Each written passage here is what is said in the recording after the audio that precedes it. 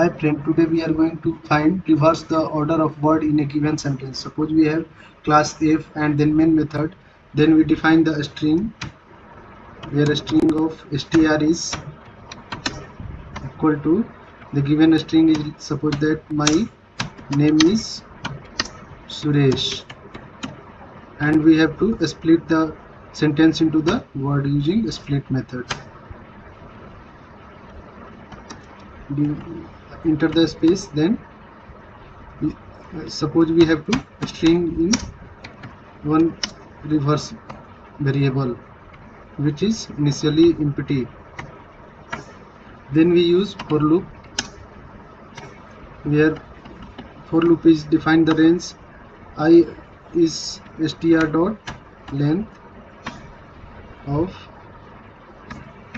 length dot minus 1 and I must be greater than or equal to 0 and I in decrement order.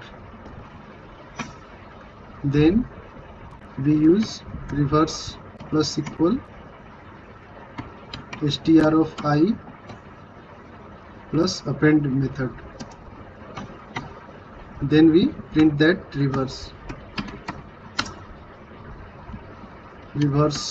of string is